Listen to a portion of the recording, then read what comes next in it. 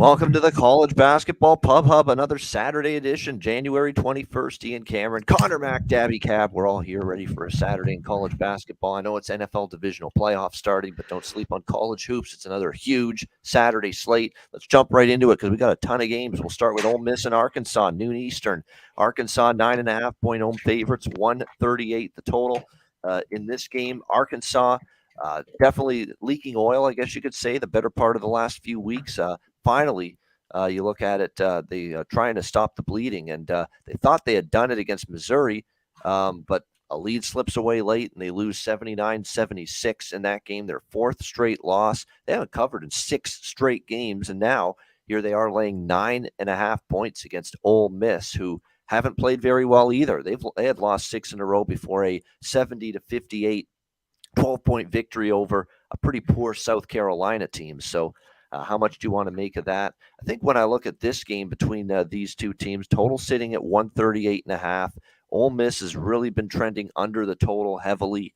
Arkansas did put up big points against Mizzou and Vanderbilt despite losing those games, and their defense has really fallen off. So I guess that's the scary part about leaning under, but I still probably would lean a little bit to the under in this game just because, look, Mizzou and Vanderbilt play with a little bit of pace, pretty good offensively. That's not the case really with Ole Miss. You might get a little bit of a slower pace on their side. And again, Ole Miss is struggling offensively, and defensively they've actually been okay with the exception of the Auburn game. So lean to the under. Arkansas probably wins, but yeah, I'm just not in the place to be trustworthy of them laying 9.5 right now. What do you think here, C-Mac? Yeah, I don't want this team right now. Why would you? I mean, they just keep losing. They're not covering. They got to win here. They are at home by double digits, but I don't want them. It's not them rushing, though. Old Miss either. So I lean to the under a little bit, but there's a ton of games today. Nothing here. Pass. That's great. A ton of games just on the marquee games that we're doing on this show. So alone, never mind anything else. So if there's a pass, there's nothing wrong with that. What do you think here, Daby Cap? Man, I'm right there with C-Mac. I'll say a little bit on it, but with all the games today, why would we bet on this one? I had a Arkansas first half against Missouri last game, and I don't know if you saw it. I got lucky as a motherfucker to cash that bet, and I'm so happy that I cashed it because, like I said, as lucky as it gets, whatever, luck, preparation makes opportunity, whatever you want to call it. They got it, and I thought to myself, I'm the fuck off of this team because I watched the whole time. I'm done with this team until they get a little healthier or until they get a little bit more of their groove going, like you could say. Razorbacks right now, I don't like KenPom rankings usually. They're 23rd in KenPom, which is not deserved. They're easily dropped out of the 25th after this. Right now, though, at home, Arkansas is 8-1. The only loss at home they have is against Alabama, which is very excusable. That's a very good team. At home, Arkansas is putting up 76.2 points per game, which is good for 82nd in the nation. I'm not going to keep going into it too deep because, obviously the numbers would lean towards Arkansas. If I'm making a bet, it's Ole Miss, no doubt. We got Miami, Duke now next up. Duke 5.5, 6-point home favorites in some spots. 148 total in this game. Of course, the Duke Blue Devils have definitely had their share of struggles against the number as well. Just 1-point spread cover in their last 7 games. 1-6 ATS coming into today. And you look at the victories here recently, 8-point win over Pitt, which was pretty solid win, but again, didn't get the point spread cover there. 1-point road win at Boston College. I mean, their only evidence of beating someone up in a blowout fashion was Florida State back on New Year's Eve. I mean, other than that, they've either lost or they've won barely. And laying points is not something I'm looking to do with Duke. And be careful with this start time. This is a noon game, and sometimes that takes away from the home court advantage and the crowd factor when it comes to Duke here in this game. Miami's one of those teams that they've had a really solid season, 15-3 overall. I mean, their losses by 6 at Georgia Tech, by 2 at NC State in overtime. They beat Syracuse in their last game, 82-78, trending over as well. 3 straight overs for this team. I think I'm going to stay off the total just because of these early starts. I don't love overs as much when it's a real early game, but total of 148 in this one. I think it could go either way.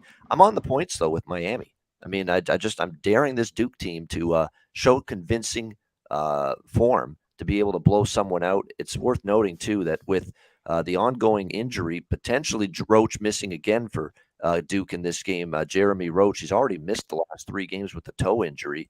They've just not been quite the same team at the offensive end either without him. So I definitely look toward Miami here, plus 5.5. You can even get 6 in some spots. Connor, what do you think? Yeah, and a lot of these same guys, no Roach, no go, even with Duke, even at home here, laying the points. So it's Miami. These last 3, too, have been really close games, just basically a bucket between these two. So I think the points are valuable here with Miami, a team that can score. So I lean the points here. All right, Daby Cap. Up there we go. First time with the mute, Mike. Mike muted. Oh, shit. Won't be the last. I'm going to do better today. That one just fell over. So, I took the points here. I'm with you guys. I did take the first half because we know how I am. I actually was able to get a 3.5. Pinnacle is the only place hanging it. And I know, shout out to the great Pete Loshak. That should be a warning sign. But, for me in college basketball, if I'm going to get a better number and I like it, I'm going to take it. The Hurricanes, their offense is good. They're putting up 78.4 points per game this year. They're really good on the boards, too. They're pulling down 34.8 rebounds per contest. I've talked about it, Isaiah Wong on here. I've talked about him on other shows. I think he's one of the best players in the nation right now. I wouldn't say the best. I think he is a top player in the nation. He leads the team with 16.7 points per game.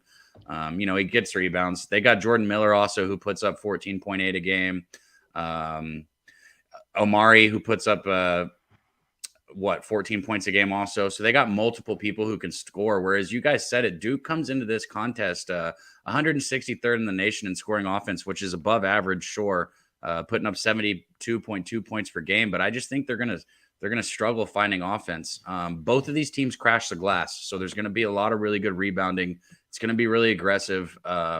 Both teams can shoot free throws. I got Miami +3 in the first half. All right, Miami in the first half. Plus 3.5, excuse me. Plus 3.5, yep. Yeah, and again, Daby Cab does a lot. Duke can't shoot it from 3.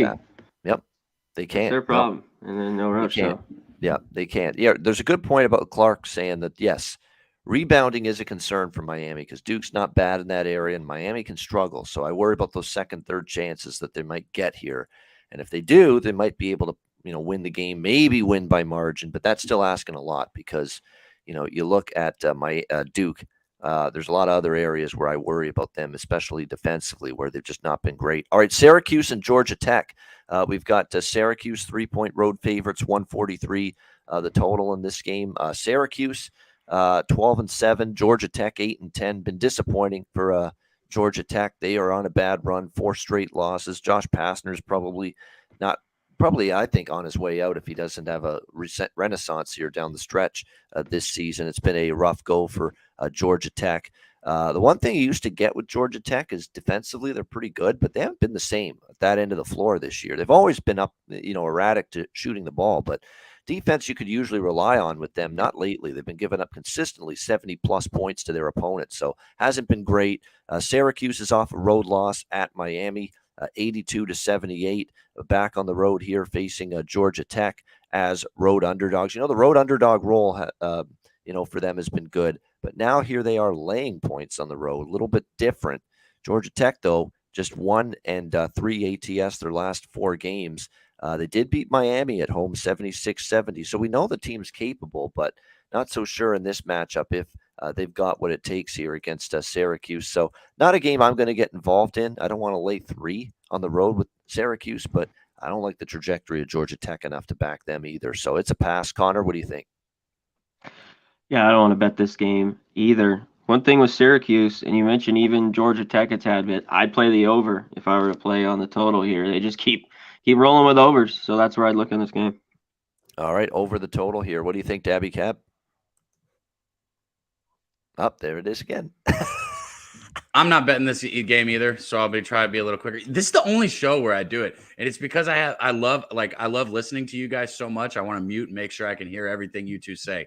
Because you got to understand, you guys were my go-to to listen before I got to get here with you. So you're still my go-to to listen. Ain't nothing changed. Ain't nothing changed just because I'm here with you two. It's just impacting your mic a little bit. That's all. So I'm basically blaming you guys if you get the point. All right. Fair enough. Okay. Syracuse, man, a little bit with them. When we talk about numbers, everybody's got to remember how many fucking basketball teams there are. Okay, like like being in the top, 150 is above average. Okay, Syracuse ranks in the top 20 or better in effective field goal percentage, turnover rate. Offensive rebounding, they're hitting 33 or 36.3% of their 3-pointers. So this team has the ability to put points up. You look at the other side, Georgia Tech has just not been good. Their offense is ranked 287 in effective field goal percentage. They're outside of the top 225 in 3-pointers, also only shooting 32.2%. Laying points with Georgia Tech is Georgia Tech's +2. That's not enough. I would need more points if I'm on Georgia Tech. That's all. All right, we got Georgetown Xavier in the Big East now. Xavier laying a big number, 17 in this game, 157.5 being the total in this one. I'm taking a shot with the big dog, actually, Georgetown in this one. I mean, Xavier's been phenomenal. There's no denying that whatsoever. And great run that they've been on, but it fell short against DePaul, 73-72. Losing outright as 9-point road favorites. That's one of those situations that we talked about it, Conor and I, on the day of that game. It was on Wednesday. DePaul just matches up well with Xavier and gives Xavier fits, and that's exactly what happened the other night. And DePaul ends up getting the win, 73-72. I think we're at the point now where we go that long without a loss and you finally lose one. It may not be easy to just all of a sudden flip the switch and be right back on track again if you're Xavier. And the one thing we've seen with Georgetown a little bit, in some of these recent games, is a little bit more competitiveness. Certainly the Villanova game, they only lost by 4. Think about where this number is. It opened 18.5. It's still at 17. You look at just 3 of the last 4 losses for Georgetown have been 16 points or less. So that tells you just how big of a margin Xavier has to get here to cover a number. And I'm not sure it's a great spot to trust them to lay on this many points. And Georgetown, again, put together, I think, one of their better performances in the narrow loss. Again, it was another L, so another unfortunate result. But you know what? I'm looking for signs with Georgetown down the stretch. They haven't folded the tent, even though they keep losing, that they keep competing, that they keep battling. And we saw signs of that at Villanova, and that's probably enough for me to grab a little +17 here. The total is high, obviously, as it is in most Xavier games. These two teams last year when they played, we saw 172 and 191 points in the 2 games. So it's a noon start that bothers me a little bit with overs usually. But boy, very, very tempted to look over 157.5 here. What do you think, Conor? I mean, I think there's going to be a ton of points. I wouldn't be going crazy on the under. Xavier, this is the issue with them. They're just defense, is not very good. Can this Georgetown team score? I think they can and hang around. I haven't bet it, but I lean the Hoyas here a little bit. And I'm wondering, I think Kunkel plays. They have him questionable right now, but I'm not sure about that. Yeah, he's questionable. I expect him to go. I think he goes too. I expect him to be in, but the money is pouring in on Georgetown. Maybe they think he's not going to play, or maybe they just hate the spot for Xavier like I do, and laying this many points with Xavier like I do, and a defense that's shaky. And that's another thing that's the issue about laying this many points with the Musketeers right now. What do you think here, Daby Cap? Another thing with laying this many points too is so one thing I'll point out, K Diggs in our chat, shout out to our guy K Diggs. He said Georgetown first half is fire. I think that goes back to, I don't have numbers in front of me, so I'm just trusting you, K Diggs. But what my brain tells me is that what my brain tells me is that goes back to last season, because Georgetown, I know they were covering numbers last season in the first half. Also, the Hoyas, they're not a good team. 0-6 on the road. They had the 95-73 loss to Marquette. Georgetown's scoring an average of 71.4 points per season, which is above average, 189th. The thing is, their last, what is it? Every game in the Big East, I think, I don't have it in front of me. Every game in the Big East, they've given up 73 points or more. They're giving up 77.4 or 77.7 points per average, putting them at 345th in the country, which is about as bad as it gets. All that being said, does Xavier that loss was bad, and they know they're supposed to win this game. So how do they come out? What's their mindset on this game? Are they just coming out to get the job done? Win by 10, 12 points, go home, or be done, call it a day. Yeah, I think so. I wouldn't lay this many points after the last game with Xavier. I'm off. All right, off the game. All right, we got Vanderbilt and Georgia now next up here in Saturday afternoon action. We've got it looks like, let me just see here. I lost my spot. Oh, damn it. All right, here we go. All right, Vanderbilt, Georgia. There we go. Georgia 4-point home favorites, 140 the total in this one. Vanderbilt, of course, you look at their recent play, I guess a little bit better, a little step up in terms of their recent performance, at least in terms of competitiveness. I mean, against Tennessee, they covered the number. Arkansas, nice win. Fell short against Alabama, 78-66 in their last game. Georgia's coming off their worst game in a while. They had a great start against Kentucky, and then Kentucky just rolled them second half and turned a close game into a 14-point victory for Kentucky over Georgia. See if Georgia bounces back from that here on their home floor, where they're 10-0, by the way, this Georgia team, undefeated here on their home floor. Vanderbilt going on the road. They haven't been winning on the road, just 1-3. I think the number is actually a little short here in a bounce-back spot for Georgia. I'd probably lean Bulldogs 3.5, 4 as home favorites. Connor, what do you think? This one's tough. Vandy seems to have owned Georgia the last couple of years. I kind of lean Vandy. I thought they played well on the road. On the flip side, I've been impressed a little bit with Georgia so far this year. This one's tough. I think in the end, I'm going to be off. All right, Cab. This is a tough game. So like I've been, and I'm mad at myself for it. I've been kind of knowing Georgia was going to be covering spreads this year, and there's several times where I wanted to be on Georgia and I just couldn't pull the trigger just because of Georgia past. I got to get recency bias out of my head. Real quick with Vanderbilt, they're 8-10 ATS this season. They're 3-2 their last 5.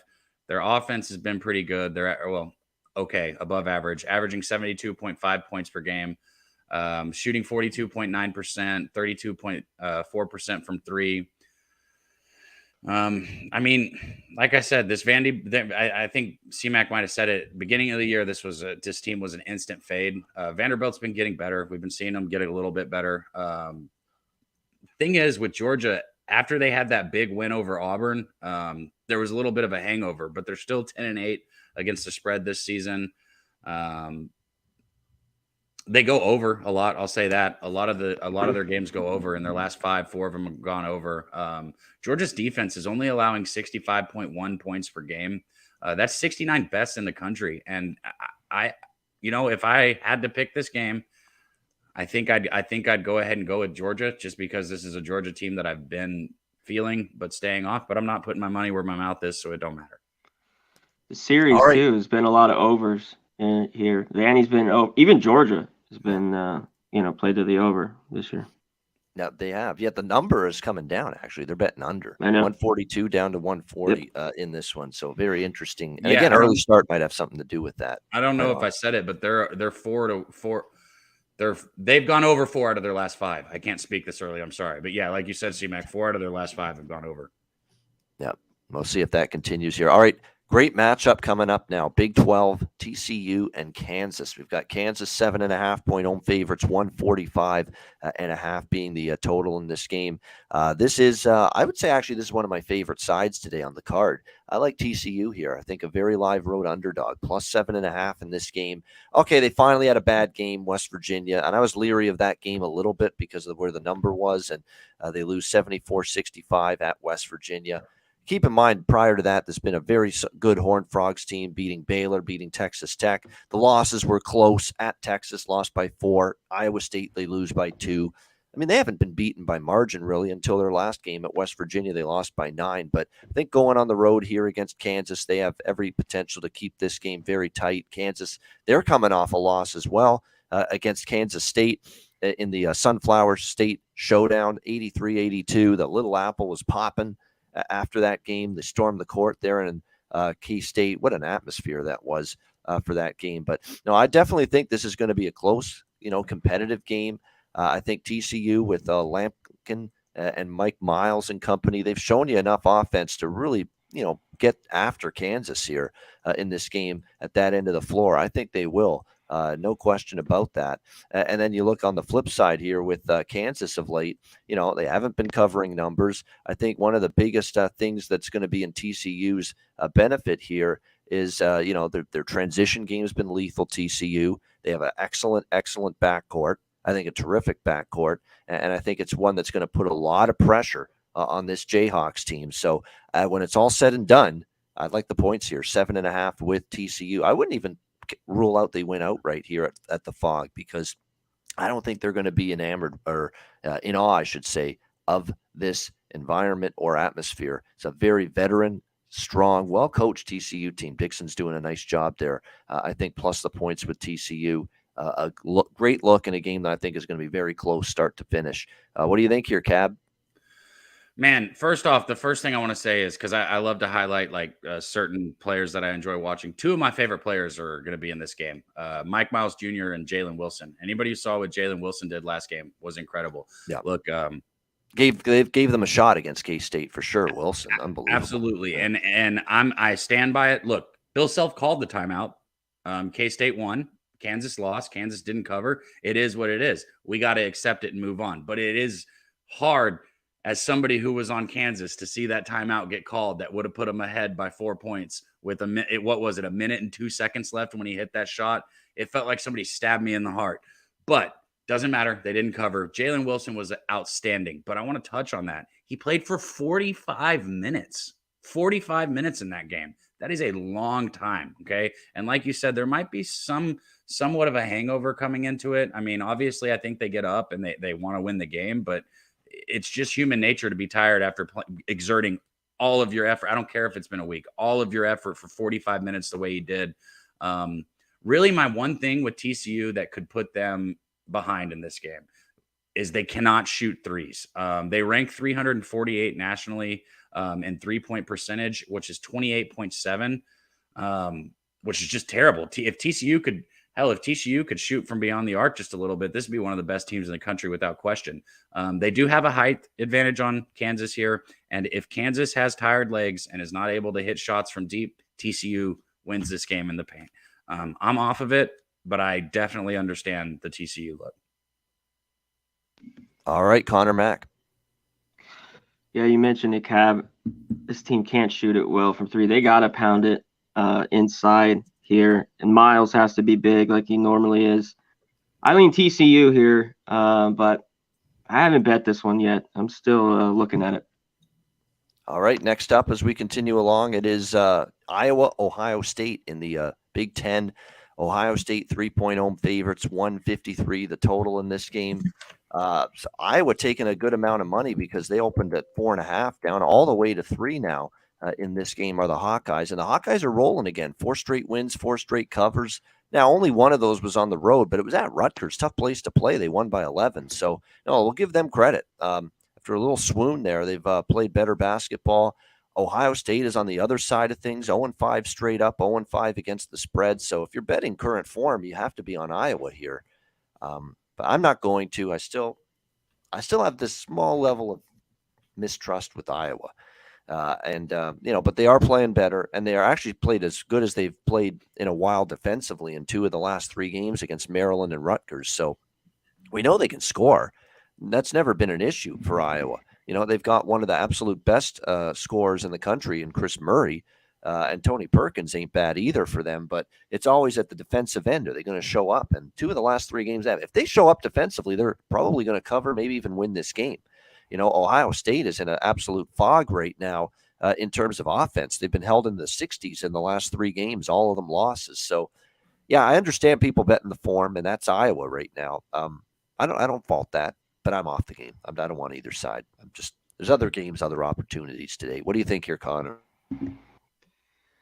Yeah, I think this is desperation mode. Ohio State's got to win this basketball game. I mean, this is just be horrible to lose. Iowa kind of went through that bad rut, now they've ripped off 4 in a row, and they are a better form. I think Ohio State is a better defense. They have this, Ohio State team, top 20, 25, Ken Palm. I don't know if they're that good, but there should be scoring here. and I know I'm against it, but I think Ohio State wins here at home. Like an Ohio State here to step up, Conor Mack, and get the job done, snap the skid. Cab, how about you? Whenever CMAC throws out something like that, man, you said it. Iowa, if you're betting for them, Iowa is coming back and covering spreads. Ohio State is shitting sheets. I had Ohio State against Northwestern. It was a great cover. I had them. Obviously, that was easy. I had them once since then. The last 5 games in a row, they've just been dominated. When Zed Key was out, I put it on that. I put it on Key being out because he's such a key player for this Ohio State team. And, if either of you guys know for sure, always correct me if I'm wrong, because I don't want to say something wrong, and I don't have this written down. I think it was his first game back last game. Zed Key's first game back was last game. And you don't always have chemistry when that's the case. Exactly. Yes, he was back. 11 points he had, 4 for 10. Yep. Okay. So I know it was back. Double. I don't know if it was his second game back or his first game back. Either way, he was back last game. And all the losses aside, this Ohio State team, and we know Iowa's offensive minded, this Ohio State team is also very well on the offensive side of the ball. They rank 11th in adjusted offense efficiency. So, Ohio State's knocking down 38.2% of three-pointers. They're inside the top 45 on turnover rate, so they protect the ball. They rebound well on offense. Iowa's defense is number 188 in field goal percentage. So we're talking about a defense that's just slightly above average going against a team that really knocks it down at a high clip. Sensabaugh, I always love talking about these players that I enjoy watching. This freshman is fucking outstanding. Outstanding. I can't wait to watch this kid grow. He leads them with 17 points per game. He also pulls down 5.6 boards. He's outstanding. He's recorded a double-double in 2 of his last 3 games.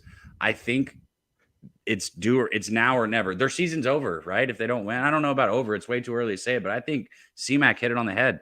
I think Ohio State's actually a good basketball team, even after losing all these games in a row. And I think they have to fucking win today at home. Yeah, we'll see if they're able to do that here against Iowa. Desperate Ohio State team. We'll see if they show that urgency today and get the job done. All right, Boston College and Notre Dame. Notre Dame 5-point favorites, 134.5 is the total in this one. I'm not betting this game, at least from a side perspective. I think it's tricky. First of all, I'm never in a rush to lay points with Notre Dame, but man, the news was broken over earlier this week that Mike Bray is done after this season. He's stepping down, although I think he's being forced out. If you read the backstory, that he's being forced out. Yeah, they want to make a change. But he's done so much for the team and the school that it's one of those ideas. We just don't want to say you're fired. We'll let you say, you know what, put the statement out there. You're resigning, you're stepping down, and just make it look, give him his fair exit. Unlike the fucking moron Vancouver Canucks in hockey, who are just treating Bruce Boudreau like a piece of shit, but that's another story. You look at this situation here with Notre Dame. I could see the players rallying around Bray a little bit. Yep. Like they're not playing well. And I don't want to lay points with them. Let me just say this. I'm not saying I'm laying points with. I'm not. I can't lay points with Notre Dame. They're 1-5 in their last 6 games straight up and ATS. They're not a team I trust, especially defensively where they've been horrid. So I'm not laying points with Notre Dame. I could see them playing maybe one of their best games of the season, though. And it's not like Boston College isn't much better. They've lost 4 in a row going into this game as well. And Boston College beat them earlier, so a little revenge too for Notre Dame. But it's just all that means is that I'm not on Boston College because of these thoughts. It doesn't mean I'm on Notre Dame. So I'm passing on the side. I do like the over a little bit, though. How could you not? 5 straight overs for Notre Dame. They can't stop anything. The total's only 133.5, 134 in this game. And look at BC's recent games, where we've seen 150, 160, 148, 136 in terms of points in the last 3 games. That's going to get over this number, those kind of results. So I think the total's light. What do you think here, C-Mac? Yeah, BC's owned Notre Dame too lately. You mentioned, and those games when they get together, gotten over this number basically. One game was a point short here. There's no way. That's the lone thing is the Bray thing, but I think this is Boston College. There's no way I'd lay points with Notre Dame. I'd take the points and lean over here. All right, lean over in Boston College. Cab, how about you? So a lot of times when we talk about recency, it could be talking about a year before or something like that. These teams, they've already played. Boston College has already beat Notre Dame this year. Like, we all know that. Like, Boston College literally has already beat. It was this month, I think, or within a month. Both these teams are not good. Boston College is 2-6 in ACC, straight up. It's on a 4-game losing streak right now. Guess what the last win they had was? Notre Dame earlier this month. So, like I said, 4-game losing streak since beating Notre Dame. Boston College is just 273rd offensively, so they struggle there. Their strength of schedule is 179th, which is, not very strong. So they also haven't really been playing anybody. I wish Notre Dame did something to let me bet them in the first half -2.5 here. I just wish they gave me some reason to bet them, but they don't, and I won't. Like you guys said, I think Notre Dame might come out fired up to rally around their coach, knowing he's gone. I think they might come out wanting to beat Boston College since they've already lost to Boston College this year. But I can't do it. After, let's see, this season started 7-2 for Notre Dame, and then they've lost 8 out of their last 10 games. The only ACC win that they have is at home against Georgia Tech, where they won in overtime 73-72. And you're asking me to lay 4.5 points with them? No, not going to do it. Not going to do it. I wish I could, but no. As we continue along here, we've got Texas A&M and Kentucky next up. Kentucky 5-point home favorites and 136 the total in this one. The Kentucky Wildcats going through their share of turmoil and struggles earlier in conference play, but slowly but surely they're getting out of the doldrums. 2 straight wins and covers at Tennessee and a nice blowout win against Georgia. The Georgia team that was playing well in their last game. Is Kentucky getting it going? Oscar Tshiebwe's been a monster the last couple games. C.J. Frederick's playing better. Xavier Wheeler's, I think running the offense better. Their defense has improved. I mean, there's a lot of things to like about what we've seen out of Kentucky here in the last 2 games in these victories. And we'll see if they got the momentum rolling into this one, because they're playing an A&M team on fire. 7 straight wins for the Aggies. They're playing some excellent basketball. Keep that in mind. They've already got a win as dogs this year at Florida, outright 66-63. So I do lean A&M, but I'm going to end up off this game only because of the fact Kentucky's got some real momentum. And Kentucky is, finally laying a reasonable number at home. How many times have we seen? Yeah, Wallace has been just absolutely terrific for them. No question. Christopher, great point. You look at his, he's basically a young kid, but he's basically growing up and maturing by our eyes. There's no question. And seeing him really take hold and take, onus of this team offensively here of late. Kentucky's got some real momentum. I'm not in a rush to step in front of that. And A&M, I'm not in a rush to step in front of them. So pass for me. Conor, anything here? A&M, Kentucky?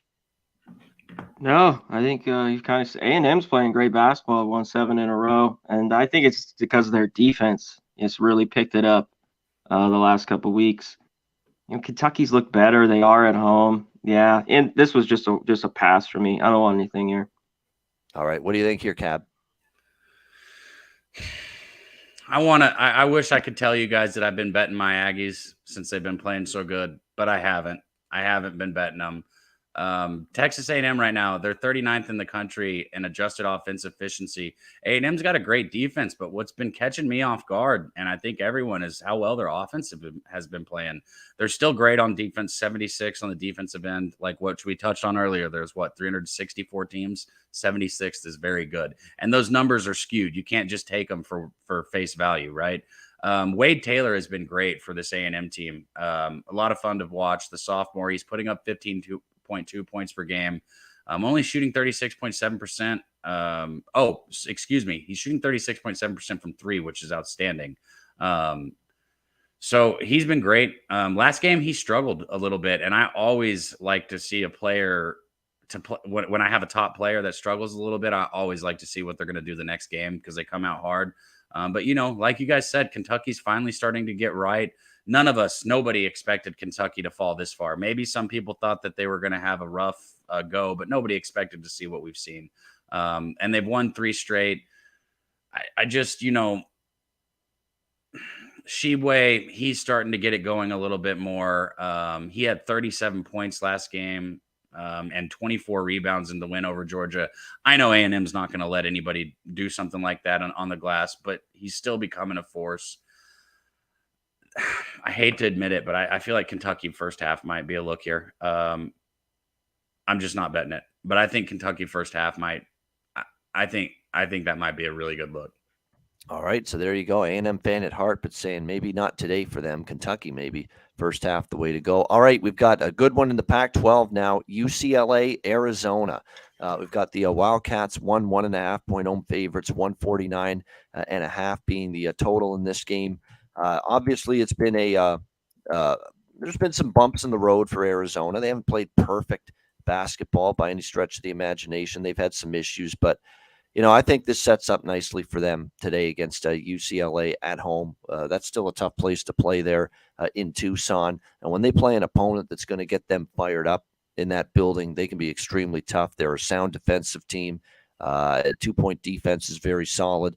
We'll see how they go here. But to me, it's very interesting if we get Kirk Risa on the floor, the point guard. He had a little bit of a bad fall against USC. He returned to the game. But it looks like he's projecting toward playing in this game here this afternoon against UCLA, which is significant because obviously starting point guard's important. They got the 2 terrors in the inside, Tubelis and Ballo. Courtney Ramey, the transfer's been excellent. I mean, there's just so many different options they can throw at you offensively for this Arizona team. It's not going to be easy because we know UCLA defensively was on a great run there for a long period of time.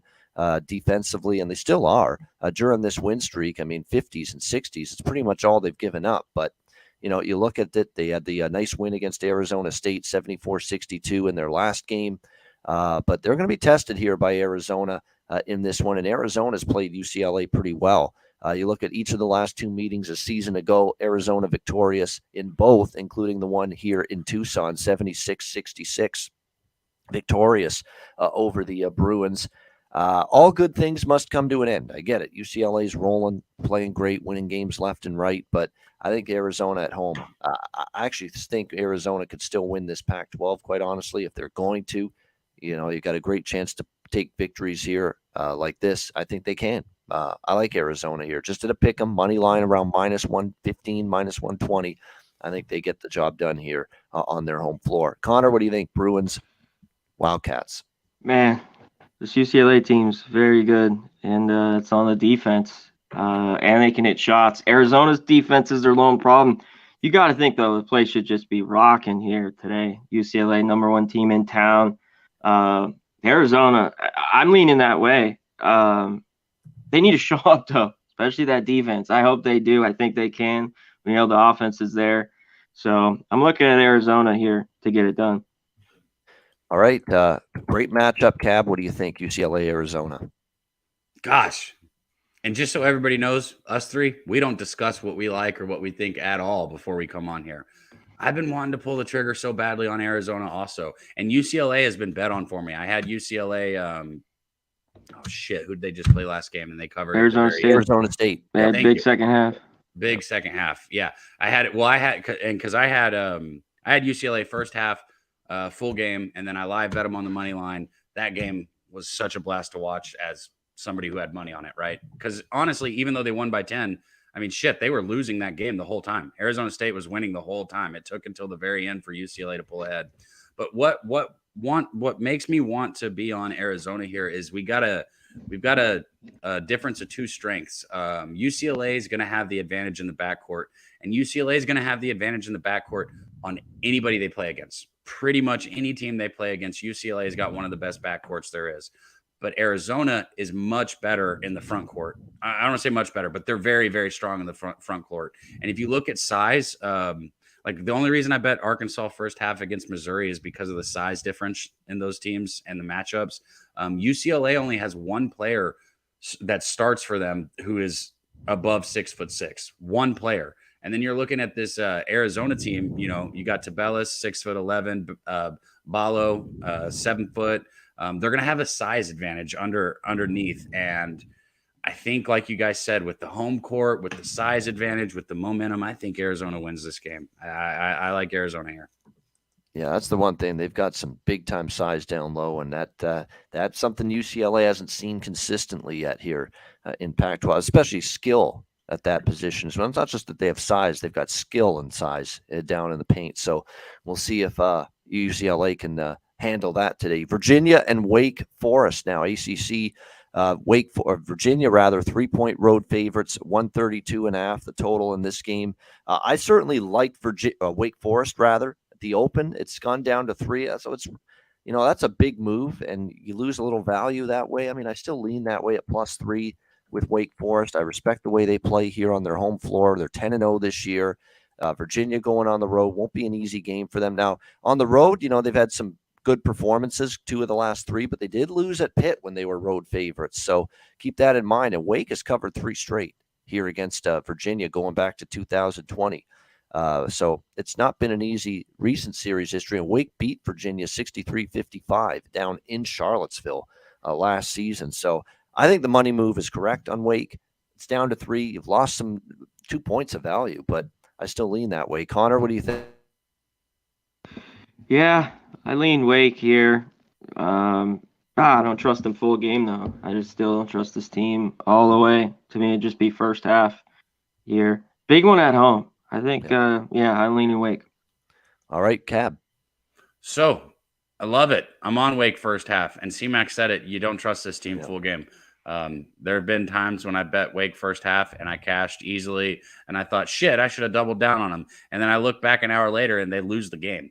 They're up by 20 and they find a way to lose the game. Like, I don't know what it is about this team first half full game. But, yeah, I'm on Wake first half here. I got to get my numbers. I took the points. I didn't take a money line or anything. Virginia, I mean, god damn, this team's been hot, man. In their last game, though, in a rivalry game, we got to point it out that in that win, Virginia shot 29 for 57, which is 50.9%. They were 12 for 3 from the free throw line. I mean, they were absolutely dialed in. And the reason I'm pointing that out is because I like to look at a player when they miss shots the next game, and I like to look at players when they hit shots the next game. This team was completely dialed in. I don't see them shooting 50% again. Right now on the season, they're scoring 70 points on 46.1% shooting from the field, 38.2 from 3. So, like I said, a good team. They're giving up 59.9 points per game, which is 13th best in the nation. Great on defense. Wake Forest, back to them. They're rolling 6-2 in the ACC right now. They're at home here.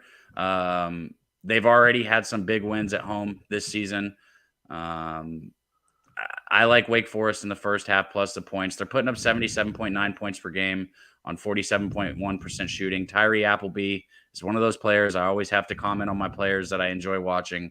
He's one of them, 18.1 points per game. Defense has been above average, giving up 72.1 points per game. I think this is a good spot for Virginia to maybe come out a little bit flat after shooting so well and beating a rivalry team. So I think that they could come out a little flat here, and I think taking points with Wake Forest in the first half is beautiful. So that's what I did.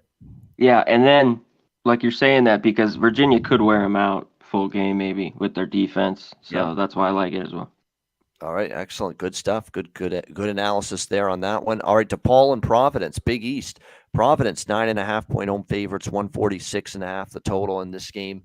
Is DePaul a team we should be riding right now? I'm wondering because they are 5 and no, actually, if you go back further, 3, 4, 5, 6, 7, they're 6-1 ATS their last 7 games. I mean, they have really turned it on, Blue Demons, at least point spread wise for their backers. A lot of it's been at home, though. It's worth noting, and the 2 of the last 3 wins, Villanova and Xavier, both on the home floor. Great wins. Can they do this on the road is the question. I mean, at Butler, they lost by 8. At Creighton, they lost by 15. Northwestern, they lost big. So taking this act on the road is the question. But I am tempted to take the points here with DePaul. And they've actually covered 3 straight at Providence, Go back the last 3 times they've traveled here to Providence, Rhode Island. DePaul's covered each time, single-digit margins each time. So it feels like, this is a lot of points to be given to DePaul the way they're playing right now. Providence is back home after 2 straight road losses. So the one fear is Providence is just loaded for bear here.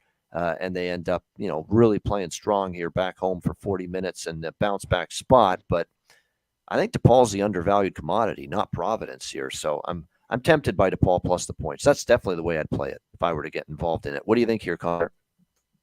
Yeah, I just no Bynum. I mean, I still think it's up in the air for him. I don't really want to. Now this is the deal. They're off the losses, come home and should be pissed off and maybe win. But this is different now. Providence laying the number like this, I don't want them. Which they're not great just at. another thing. Yeah, they just haven't been great. And DePaul's playing solid basketball. I know it is on the road, but I lean to the points as well. I think I might pull the trigger here. I mean, the only hesitancy is Providence back home after 2 losses, but DePaul's been better. And DePaul's covered 3 straight trips to Providence. They've been competitive at Providence 3 years in a row. Why not again today? So I think I will end up on DePaul. What do you think here, Cab? Yeah, DePaul comes in here with the 137th best scoring offense. This team, I mean, they can shoot, even though overall, if you look at their numbers, it's poor, but lately they've been great.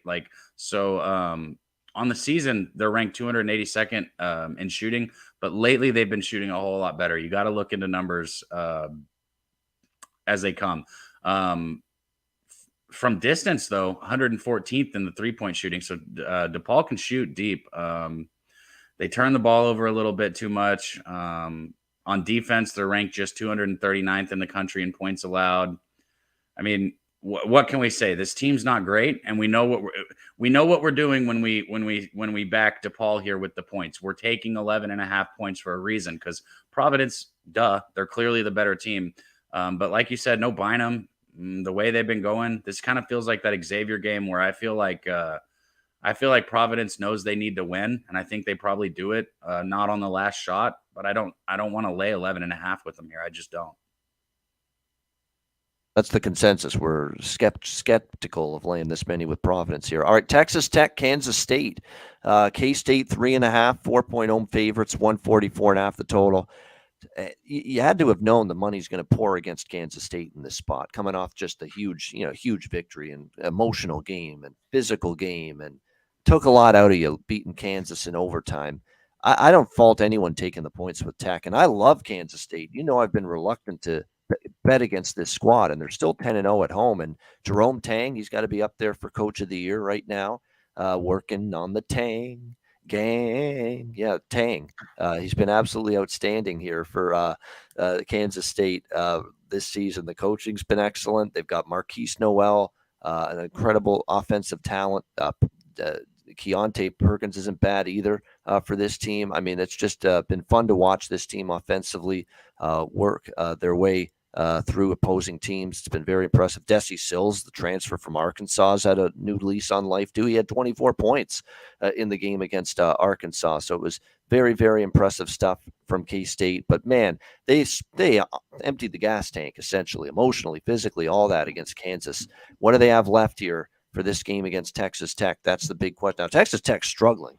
They've lost 6 in a row, so it's no slam dunk that Texas Tech can take advantage of this potentially down spot for Kansas State. But this is one time where it's definitely, for me, pump the brakes on the Wildcats coming off the kind of win they had against Kansas. So the money's coming in on Texas Tech. I don't hate it, but at the same time, it's now down to 3.5, and Tech's not playing great. So it gets any lower with the Red It gets Raiders. any lower, I'll take K-State.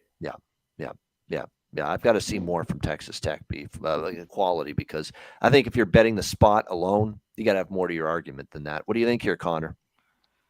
Yeah, I'm just Texas Tech. I get the spot and everything, but I don't want them. They've been in good spots before and haven't gotten it done. Yeah, they haven't gotten it done. They're horrible against the number. They haven't been good at home this year, which that's where they should be winning. On the road, they're even worse, especially ATS. I don't want them. I know this may be flat. Maybe you look at Texas Tech early if you think K-State's flat and K-State full game. But I think just K-State's the better team this year at home. So I lean their way. All right, Cab. I think, Ian, you kind of touched on it. Had K-State not just beat Kansas in overtime, I would be throwing the fucking book at this game with K-State right now. Here's the thing with Tech. They went 10-2 in non-conference play, and their 2 losses were to Creighton and Ohio State, which we both know are good teams, even though Ohio State's reeling right now, so maybe not as good of a win as we thought. That being said, their non-conference schedule ranked 352nd in the country. That's terrible. So Tech's non-conference schedule, where they went 10-2, they didn't play anyone. And I don't have this sitting in front of me, but have they even won a game in the Big 12 yet? No, 0-6. No, 0-6. Yeah, they have 0 wins in the Big 12 right now. I mean, and what, we expect them to get their first win against Kansas State today? I don't know, man. And their last loss to Baylor, Texas Tech, which I was on Baylor, only shot 50.9% from the field. And their defense, which usually leads the way for them, was a little lackluster in that game.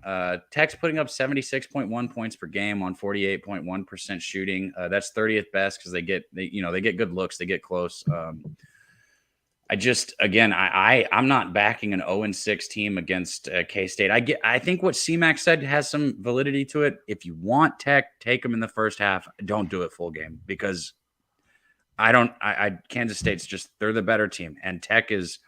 That 10-2 don't mean shit. They didn't play anybody. And the 2 people that they did play, they lost to. Every good team this team has played to, basically, they've lost to. How do you take them? That's my opinion on it. Yeah, that's the interesting part. There is a size advantage in the post for Tech. That's about the only advantage I think they have, is that they got that Amok kid back in the low post area from injury. You put him now all of a sudden with the other 2 that are in that Kevin O'Banner. Remember, we saw him at Oral Roberts, and now, of course, he's here at Texas Tech.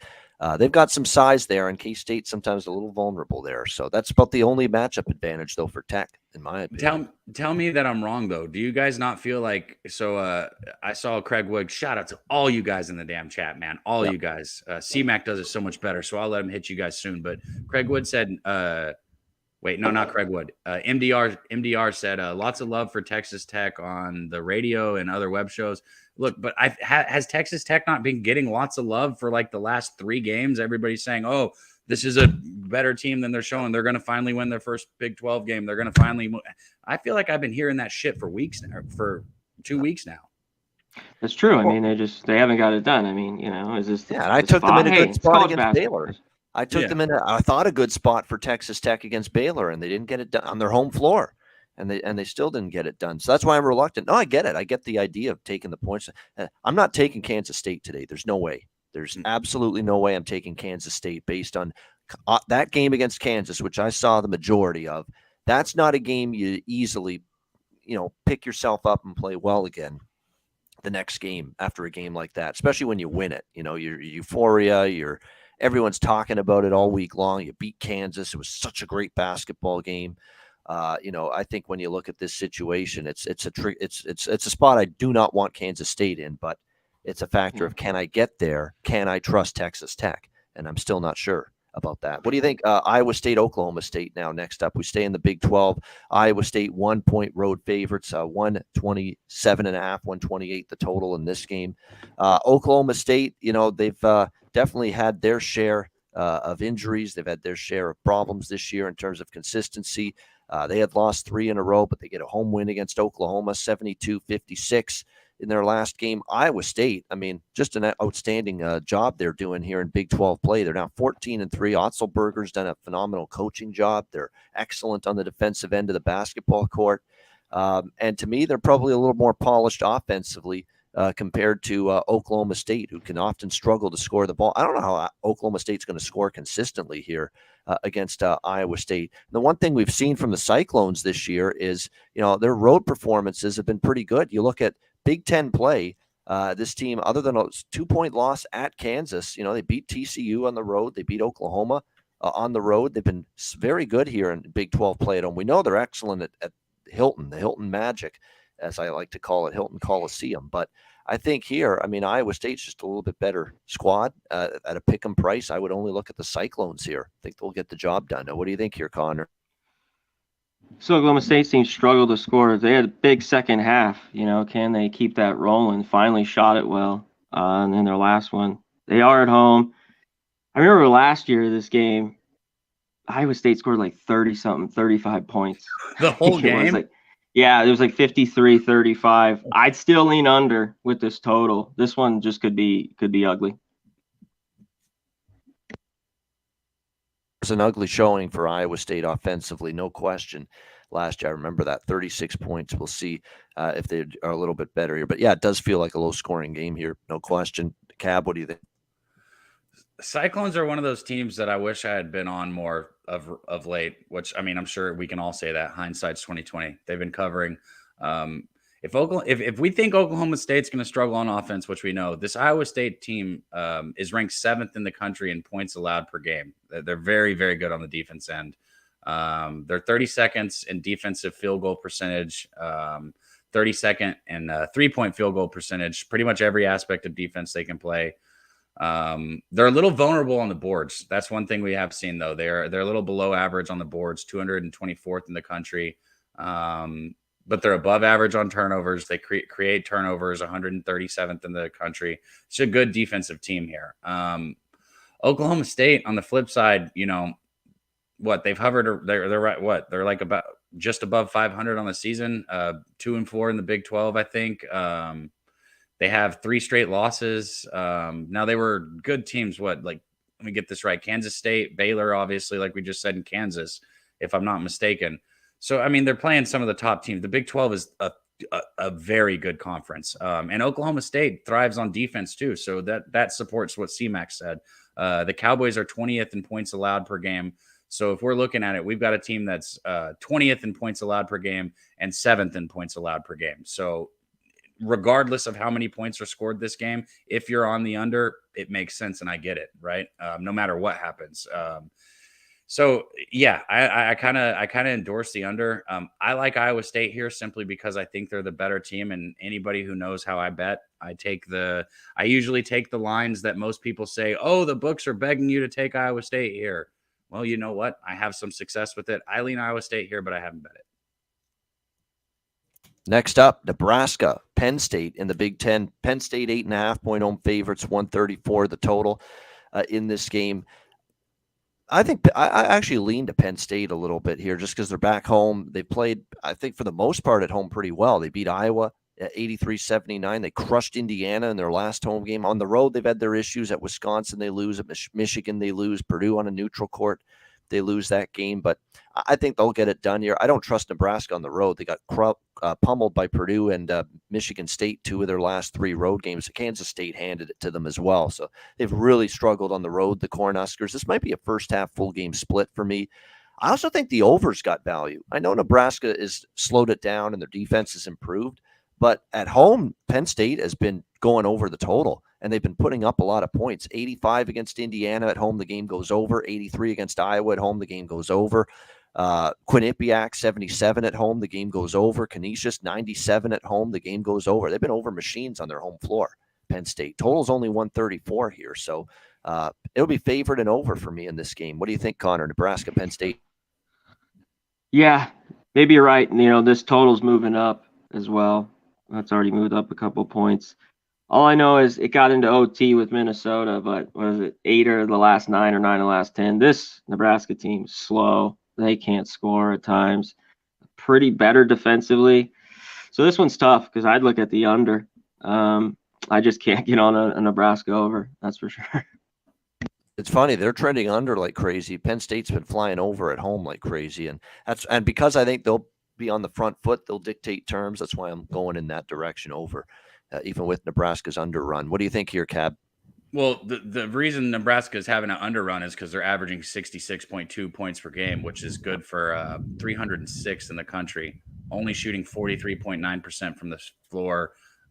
They're below average on free throws, 64.1% free throws, 30% from deep.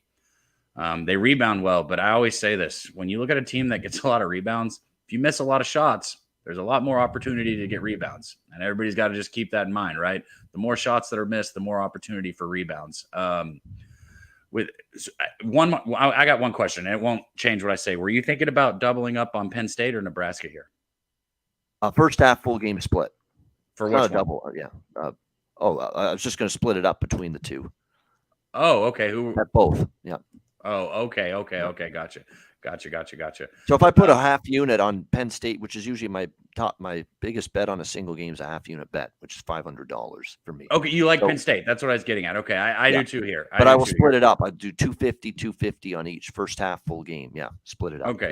Yeah. You're like me. If I don't post 2 unit bets or any of that shit. If I have first half full game, that's me saying 2 units basically. Yeah. Penn State, they're putting up 74.5 points per game. That's good for 127th. They're shooting 46.5% from the floor, and they hit their free throws, guys. This is something we got to talk about. If you're going to take a team full game to cover the spread in college basketball, make sure they can shoot their fucking free throws. They're hitting 77.6% of their free throws. They're also hitting 39.6% from deep, which is great. They can rebound also. Their assist to turnover ratio is outstanding, 4th in the nation. On defense, they're only giving up 67.1 points per game, which is above average at 121st. I lean Penn State here. First half full game, don't care. I agree. Haven't bet it, but that's what I'd do. All right. As we continue along here, we've got next up. It is. Let me just see here. Where are we at? Okay. There we go. Florida State, Pittsburgh. We got Pittsburgh here, about 7.5, 8-point home favorites in this game total, currently in the 144.5 range. Pitt's been very good to me. Everybody knows that, but we're getting into this, price range now where you're not getting the bargains you used to with the Pitt Panthers. That being said, they're 8-2 at home, and Florida State has beaten Notre Dame, and they've beaten twice in Georgia Tech. I mean, those are the conference, and Louisville. Those are the conference wins. When they played someone good, they lost by 9 to Virginia, 15 at Wake Forest, 19 at Duke. They've been blown out against any decent team in this conference. So I kind of feel now that they're betting the hell out of Florida State, I'm getting closer and closer and closer to laying the points with Pitt. I really am, because this Pitt team just continues to be very impressive. Their only loss was at home against Clemson, who's a good team. On their home floor, they beat North Carolina, they beat Virginia. They've had some very impressive results. They went on the road against 2 mediocre to bad teams, and they crushed both of them, Georgia Tech and Louisville. They left no doubt against Louisville, 75-54. I ain't stepping in front of Pitt at all. It's Pitt or nothing for me. Connor, what do you think? I'll be quick. We got a ton of games left. I like 8.5, Florida State. Just over. Florida State over, Bavano. Yep. Pitt's been an over team. Just take the over. That's it. Yeah, Pitt, last 2 for Pitt have gone under, but Florida State has been, you're right, an over machine. We could still see points in this one, especially Pitt has been better offensively here this season, no question. I wouldn't talk anyone out of a look to the over for sure. What do you think here, Cap? And yeah, if I don't have a bet, I'll try and be quicker too, because you guys tell me shut up sometimes because I know I go into too many numbers. Florida State had that 1-9 start, which was terrible. We all saw that. Since then, they've done better, 4-4 in the ACC. But here's the thing: 2 of those wins came over Notre Dame. Okay, so I don't even know what we want to take those for. I'm off this game. I'll leave it at that. I think you said it off the start. If you give me a few less points with Pitt, I like Pitt. At this many points, I like Florida State. All right, we've got Auburn and South Kakalaki here. 13-point road favorites for South Carolina, 133.5 the total. South Carolina is obviously had a rough season. Auburn's expected to win this game. South Carolina, though, at times has risen up when they've been catching this kind of number. Will they do that here today? Remember, they shocked Kentucky, which was totally unexpected a few weeks ago. I lean a little to the Gamecocks. I don't know if I'll pull the trigger on it. Anything here, Connor? Yeah, it's a ton here. I just can't trust South Carolina. They just struggle so bad on offense. They are at home, and Auburn's defense is good. I've been looking at the under here. I think the total's a little bit too high. I wouldn't talk you out of that, Cap. Yeah, I'm off this game. Every time I feel comfortable taking South Carolina as a dog, they get stomped. I've taken them as a 15-point dog this year, or it might even been 17, and I lost that one. The Gamecocks ranked near the very bottom in the SEC in nearly every offense and defensive category. You got to both sides of the ball. They're about as bad as it gets in the SEC. Auburn or nothing. All right, Auburn or nothing. All right, next up, we've got North Texas and UAB. This is a great matchup in Conference USA, two of the top teams. It's usually an annual rivalry with these two squads as well. Great matchup. UAB 3-point home favorites, 128.5 the total in this game. As expected, and I'm not shocked we're seeing this, Jelly Walker, of course, questionable again here after missing the last two games for UAB, and they're betting against UAB and they're betting the under, which is something they've done consistently here these last couple games without him. And all they do is they keep going over the total UAB in spite of everyone betting the under. That's the funny part without Jelly Walker. Defensively, UAB's got problems. 88, 90, 80, 74, 74. I mean, North Texas is the much, much, much better defensive team. I don't know what happened in North Texas last game against Rice, 72-60. A loss by double digits as double-digit favorites to the Rice Rice Owls. scored like the last 15 points. And wild. That shit was wild. It was just all of a sudden North Texas went ice cold, and their defense, which has been their hallmark, just eroded all of a sudden in that game, which may not bode well here against a team like a UAB. I've got to take a little small look to over the total here. I mean, it's 128.5 in a UAB game. I know North Texas is going to play slow, pretty good defensively, and there's no Jelly Walker potentially again for the Blazers, but too low. Just like I've talked about with UAB games forever, these totals now are too low without Jelly Walker, and they're still going over. So for me, it's over 128.5. Nothing on the side. I'd lean North Texas. As a dog, I'm always interested in North Texas, so I'd lean that way. What do you think here, Connor? Yeah, North Texas, just think under, and they're hitting it, but this team's not the same, I think. I think they are kind of there, but not just shut down defensively. And they've gone over in a lot of games. And yeah, this is just too low, I think, for UAB. I lean over. I haven't got to there yet to bet this game, but it's just a lean for me. Even with no Walker, I mean, their defense is they just give up so many points. All right, I think you can get over. All right, Cap, what do you think? First thing I think is 90% of you guys in the chat are family and already hit that like button. But we got over 230 people in here right now. And I promise you, I don't even got to look. I know there's not over 230 likes. If you're sitting here watching, if you're getting knowledge from us, regardless of if you're telling or not, hit the fucking button. It just takes a second and helps us. And we really appreciate all of you that already have. Did I just say all of you? I'm not from New York. I did not mean to do that. But all of you that already have, we appreciate you if you've already hit it. And if you haven't, hit the fucking button, okay? Real quick on this team, UAB on offense, we know how good they are. 85.1 points per game, fourth in the country. Points allowed, terrible. So this game is the two opposite teams. They're giving up 72.4, 264th in the country. They are good on the boards, both sides. Overall, they're second in rebounding. Offensive rebounds, 13.3 per game. They're fifth. So they do good on both sides there. You look at North Texas, can't score, 350th in the country, only putting up 62.2 points per game. But somehow they're only giving up 55.3 points per game, which makes them third best defense in the country. This is a tough game for me, guys. I'm completely off of it. I would probably lean UAB here, but with questions, questions I can't with injury questions I can't bet it. Nothing wrong with that. All right, we continue along. We'll pick up the pace here. We've got a bunch of games to go. Marquette and Seton Hall in the Big East. We've got Marquette here currently. 2-point road favorites, 143, 144. Now, Seton Hall is starting to improve when you would think they would at some point too with the coach they brought in who did a great job at St. Peter's and now here at Seton Hall. They're 8-2 now at home. They're coming off a huge come from behind win against UConn, their fourth straight win. So I wouldn't sell Seton Hall short here, but I don't know. I don't want to go against Marquette either, just laying only 2 on the road. Marquette's been excellent. Marquette has dominated Seton Hall. They've covered 4 straight, won 3 of those games. So I'm off the game. Connor, what do you think? I'm off. This team just scores a ton in Marquette. I'd be on the over if I were looking at this total. That's where I'd be. The last time they went under that Villanova game, 68-66. Could we get a game like that with Seton Hall's defense? Sure, but I think this can get over. All right, Cap. This is one of those spots where I'd say that I feel like I might be being begged to bet Marquette, so I did it. I bet Marquette. I bet Marquette first half. I bet Marquette first game. They're putting up 82.7 points per game. They had 83 in their last game. They hit 52.7% of their shots, which usually I don't really like to be on a team right after they shoot like that.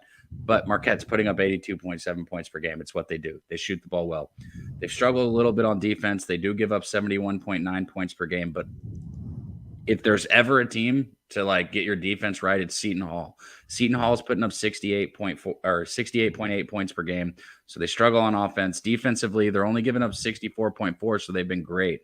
Hell, you want to even go even further into it. The Pirates, 4 straight, 5 of their last 6. I mean, this team's been good.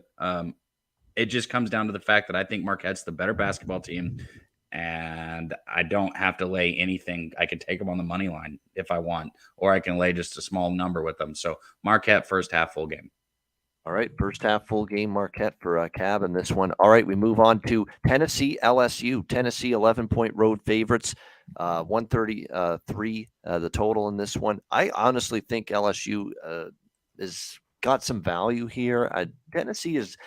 I'm never fully on board with Tennessee as double-digit road favorites necessarily. It's not a role that I always trust them in. They did have a nice 70-59 win at Mississippi State last time.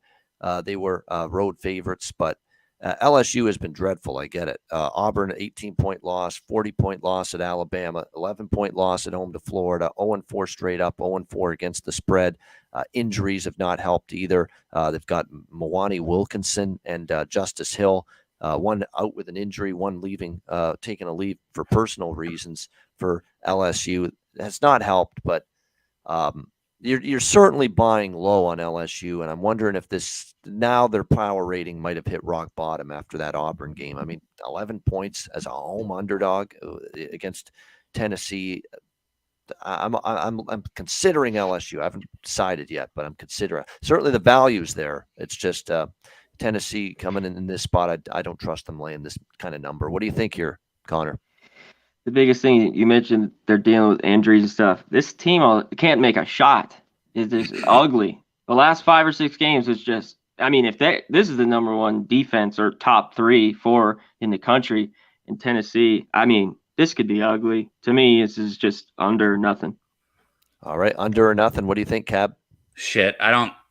C-Mac's been doing it longer. I would own I'm not laying this many points with Tennessee on the road, but if I had to pick a side, it would be Tennessee. You know what? I think he hit it. The under is where you probably have to go. Tennessee's offense is ranked 135th, which is good, not great. They're putting up 74.1 points per game, shooting 44.3%.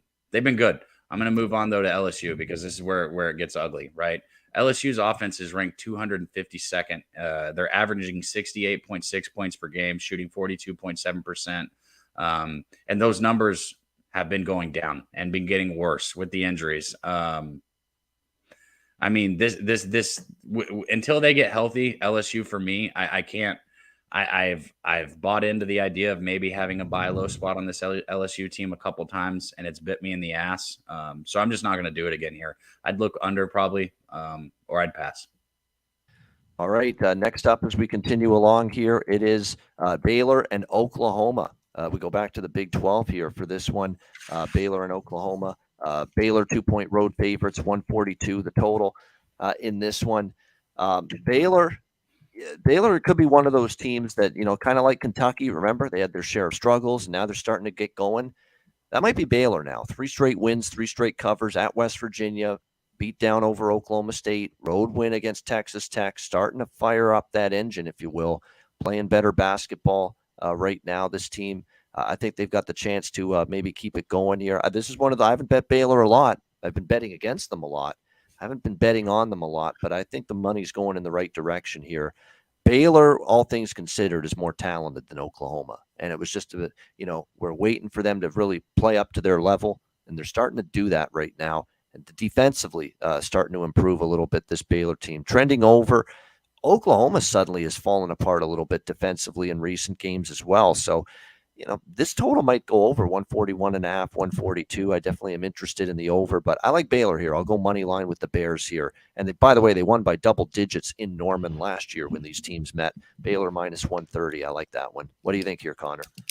This one's tough for me. Is Baylor turning it around? Like, this is a game where it's like, do they keep another big game win here? Or, they go here to Norman and lose? I'm just going to be off here. Oklahoma's got a solid defense. They're at home, so I'm off. All right, Cab. If Baylor wasn't 13-5 on the season and 2-2 on the road, I would agree with C-Mac, and this would just be a spot where I'd stay off. But because of what you said and because of how I feel about Baylor, and I have been betting Baylor just recently, I think this Baylor team's trending up. And I talk about Cryer coming back. He's only their third leading scorer. It's not a big deal to some people. But Flagler, when this guy, draws people to him, you need other shooters on the court. And having Cryer there to knock down the shots whenever Flagler's drawing in, the defense has been huge for this Baylor team. Huge. And it's been part of why they've been able to start winning. Oklahoma, you look at them, 11-7, 6-3 at home. So they do. 6-3 at home is a good record, but they're not one of those 10-0 or 8-1 teams at home. Baylor's won 3 straight. Like I said, Flagler putting up 16 points a game, absolute blast to watch. I know Oklahoma's allowing only 63.9 points per game, but one of you two guys just said it. The last couple of games, their defense has shown to have a little bit of holes. On offense, this Oklahoma team is 256. They're only putting up 68.5 points per game. They move the ball slow. I know that fuck all that home court shit. I know that people – I feel like this is one of those spots where a lot of people are going to want. And when I say a lot of people, C-Mac has corrected me. The public is probably on Baylor, obviously. But I feel like a lot of like sharps and like cappers that we're friends with will probably want Oklahoma in this spot.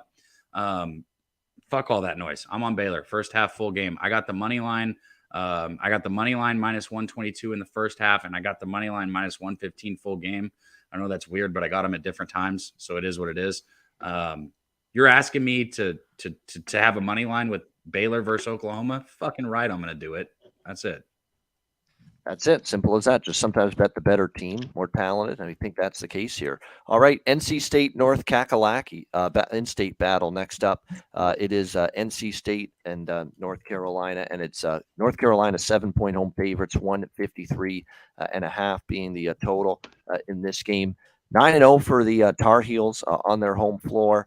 We'll see if NC State can match up. North Carolina 3-0 straight up, 3-0 against the spread. 5-1 straight up, 5-1 against the spread head-to-head versus NC State. So they have really dominated this series in recent games. I'm just going to stick with what we always see between these two teams. Now, North Carolina has actually gone under in 3 straight. That is worth noting. And NC State, believe it or not, has kind of been going in that direction either. But when you get NC State versus North Carolina, you get points, and you get a lot of points. 5 straight overs head-to-head, 164, 155, 162, 180, and 158 in the last 5 meetings. All of them would be good enough to clear this total. That's what I'm on, over 153, NC State at North Carolina. What do you think here, Connor? I'll be quick. I'm off. I want to take NC State. You just talked about it, though. North Carolina just owns them. It's like their little brother. So I'm off here. All right, Cab. When I capped this game, I saw a lot of what you just said, Ian.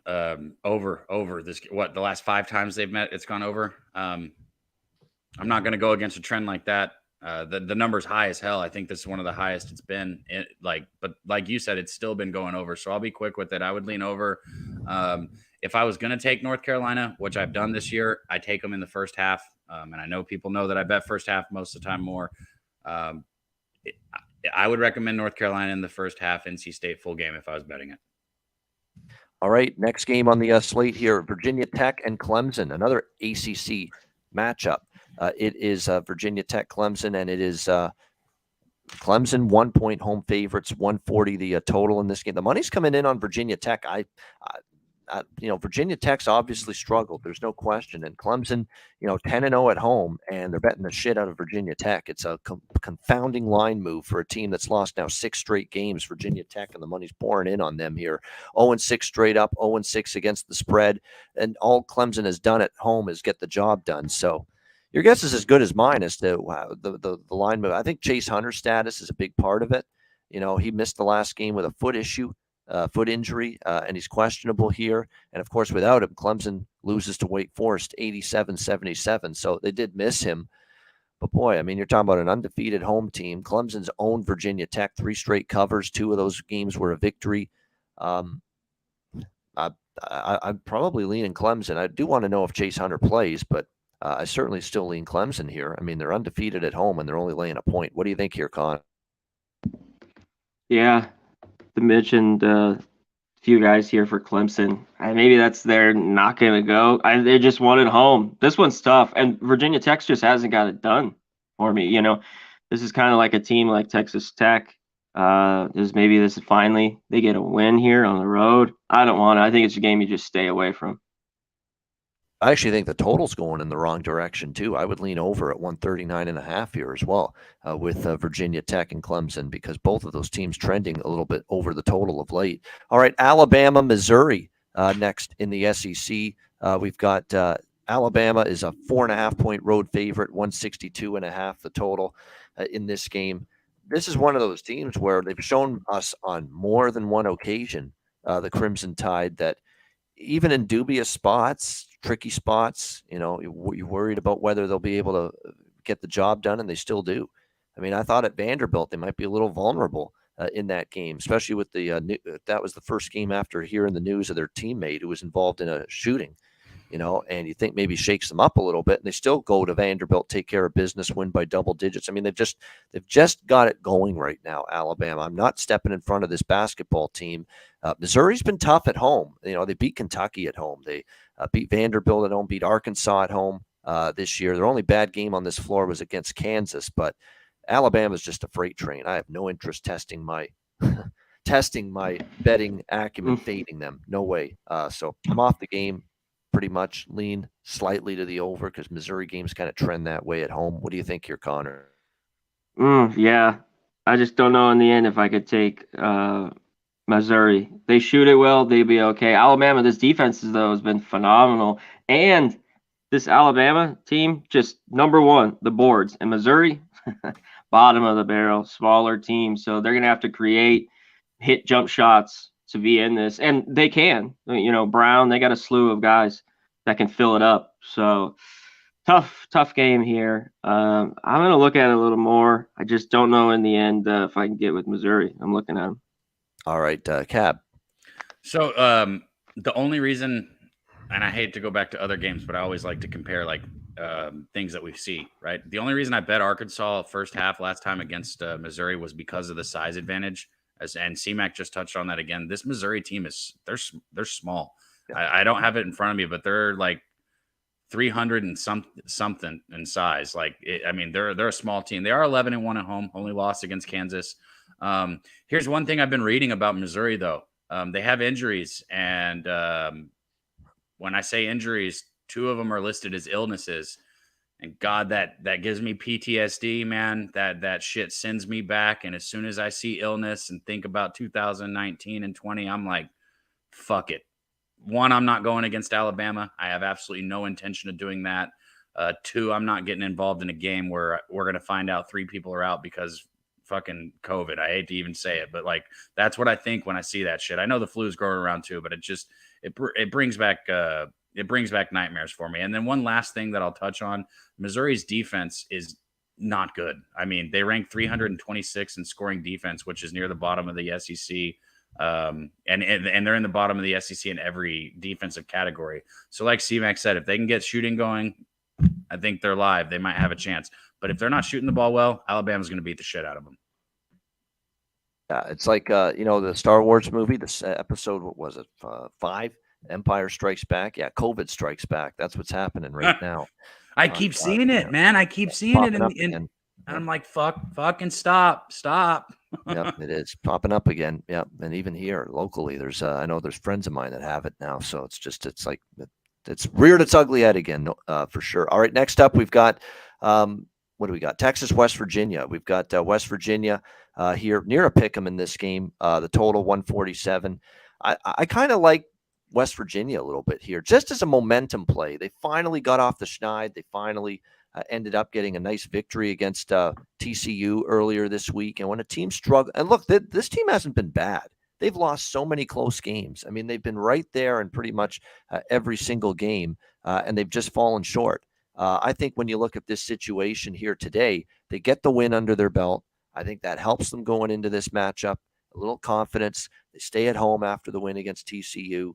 And Texas has been more than up and down enough for me to have lack of faith in them going on the road. So I like West Virginia. Pick them just to win the game. What do you think, Connor? I'll be short here. I'm just off. I'm off here. I like what I saw with West Virginia with the win.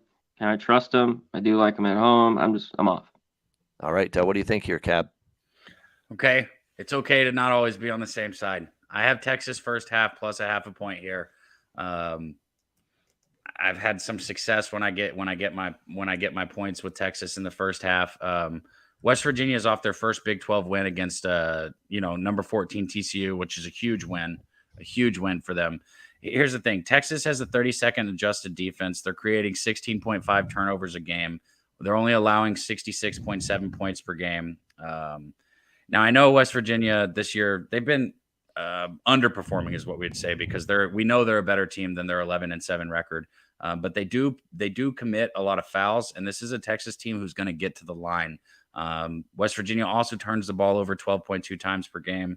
I like Texas in this spot first half. I don't know about full game, but I got Texas first half plus a half a point right here. Texas is one of those teams. I just want to say the last thing: their offense and defense are both top notch. I know that we got the coaching issues, whatever. And their defense has fallen off a little bit since Beard has been gone. Like, we've noticed it slack off a little bit, but they've got some great athletes on that team. And I think Texas, getting a half point with them, I like it. I'll leave it. All right. Next up, as we continue along here on this Saturday slate, we've got only a few games left. Santa Clara and St. Mary's now in West Coast Conference action. Next up, it is St. Mary's. 12-point home favorites, 135. I'm taking Santa Clara here, plus the points. St. Mary's has actually got a losing ATS record at home this season at Moraga, that little gym there for the Gales. I know they're a very good defensive team, half-court defense. They play slow, could frustrate a team like Santa Clara, but that's a lot of points to be giving to a very, very solid, capable Santa Clara Bronx team. Going into this matchup here, and in a game that's, it's going to be a little bit slower on the St. Mary's side. I think it's just a few too many here. I like Santa Clara plus 12. Connor, any thoughts here? Yeah, I went with Santa Clara, and St. Mary's playing good basketball. I just thought this was a little bit too many as well. I think they can hang around here. I like the 12. All right, Cab. I'm off, so I'll be quick. Santa Clara, though, to back what you guys have been saying, they've been playing great this season. 101st in the nation with 75.6 points per game, which is well above average. That's good. They're shooting 44.1% from the floor. They're averaging 13.8 assists per game. God damn it, Cab. So they move the ball around well. Twister. Yeah. Yeah, right. Defensively, they're giving up 70.7, which is still, not terrible. 227th in the country, which might sound terrible, but 70.7 is not too bad. They're going to need to improve that a little bit, but I agree with you guys here. I think it's just a little bit too many points. Santa Clara has been playing well. I like y'all's look here. They play St. Mary's tough, too, through the years, and I think they've covered 7 in a row. I think they hang around. Yeah, definitely. All right, next up, we've got another West Coast Conference game, BYU and San Francisco. We've got the Dons, 1.5 point home favorites, 145.5 the total in this game. Of course, BYU, they're probably wondering at this point, BYU, what if we could win some of these close games? Because, so close with Loyola Marymount, Gonzaga, Santa Clara. They lose all 3 of those games.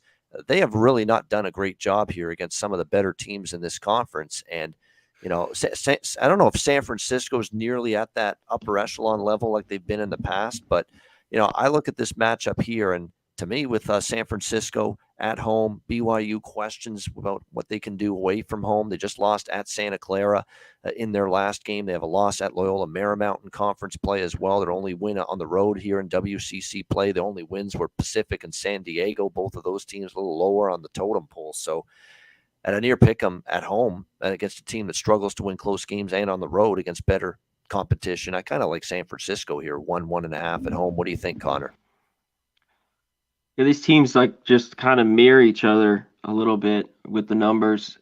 I think San Francisco shoots it well. They can win here at home. It's just a lean. I haven't bet it.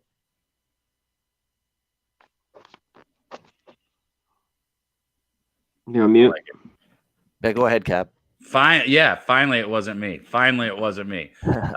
The Cougars, this BYU team, 181st in field goal percentage, just 274th in 3-point percentage. So they're all right from the field. They're not great from deep. They're 118th in points allowed per game, so they're above average on defense.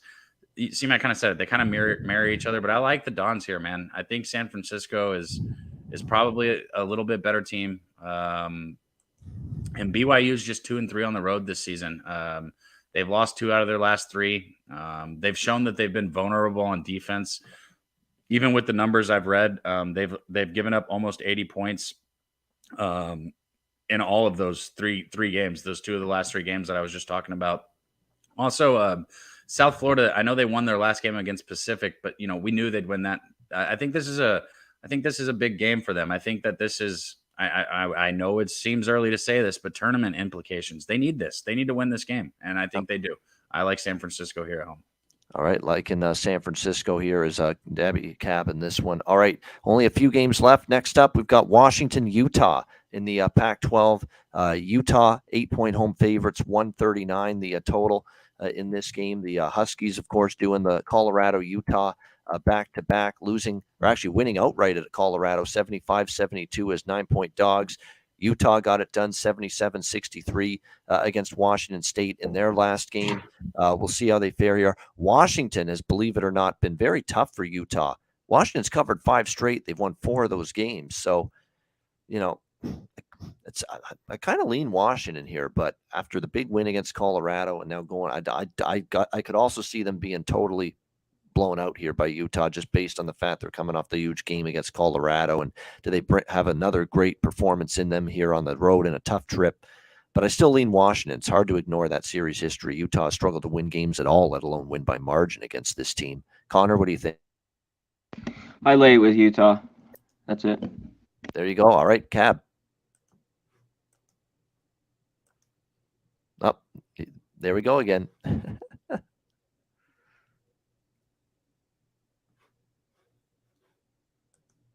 Let him roll. Still muted, Cab.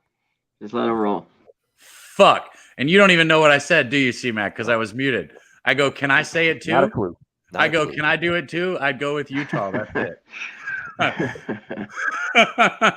I'll give some numbers if you guys want it, but God, we've got so many games. I'd lay it with Utah. I'm not doing it there. I'll leave it at that. All good. We'll move along because we've still got 3 games. Now we got to do games we haven't talked about that we all like, and then best bets. So Gonzaga Pacific, we've got Gonzaga 18-point road favorites for Gonzaga, 158.5 the total. I think it's smack city for Gonzaga. Pacific doesn't play any defense. Gonzaga's not going to be in any mood to screw around after losing to Loyola Marymount here and how it's one of the bigger upset losses they've had in recent memory. When I look at this game, this is actually one of those where I kind of like.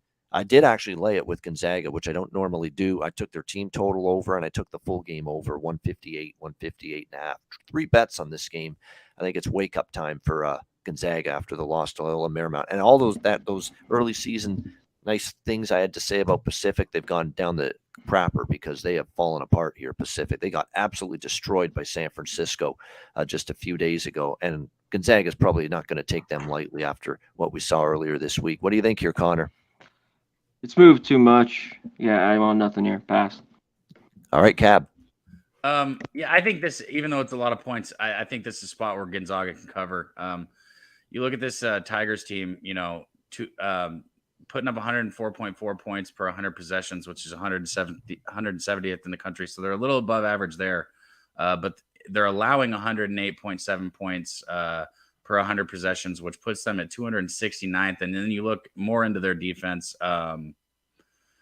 just not good. This defense ranks 289th in 2-point percentage. They're giving up 51.8% shots from the 2-point range, and then from deep, 304th, allowing 36.1%. And we're talking about a Gonzaga team that we know their defense might not be there, but offense hasn't been a question. I think Gonzaga rolls the fuck over Pacific here. So I agree with that. All right, we've got USC, Arizona State next up here. It is USC currently, or Arizona State rather, 4-point home favorites, 136.5 the total in this game. Double-digit loss for Arizona State in their last game against Arizona. We'll see, or sorry, yeah. No, it was Arizona UCLA. State playing UCLA. There you go. Thank you. UCLA losing by double digits. Now you play I like USC here a little bit, +4. Arizona State laying points, no thanks. USC coming off, obviously, the game they had against Arizona. I was on Arizona in that game. I just felt it was a great spot, great situation. It's not like you fault USC too much for losing at Arizona, who are, I think, still a national title contender, even with a couple losses they've had. I think it's a decent spot and a good number here to take the points. I like the Trojans here, +4. Connor, what do you think? I'll go the other side. I lean Arizona State. I haven't bet this one, but I'd look under as well. All right, Cab.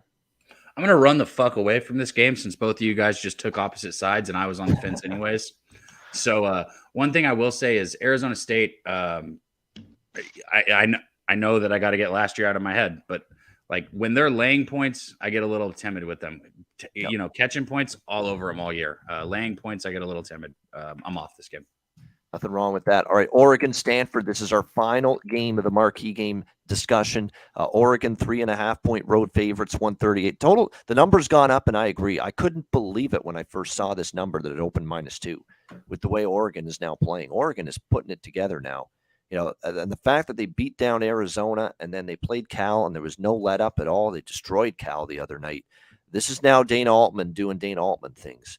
You know, team getting better, stronger as the season goes on, and they're much better than Stanford. You can't even compare. The Oregon's a much better, especially current Oregon, the current form of Oregon, way better than anything Stanford's got. So I couldn't believe this opened as low as -2. No wonder it's already had a 1.5-point move. I agree with it fully. I'd still lay the 3.5 with the Ducks here. There's a gulf between these two teams. What do you think, Connor? Yeah, I'm not going to do it with Oregon. Maybe they are playing better, but I don't want. It's moved, you know, this opened 2, moved to 3.5. Yeah, I'm off. All right, Cab. Everybody on this panel and most people in the chat can tell me how I feel about Oregon and Colorado. Don't like those two basketball teams. I think you're right, though, Ian.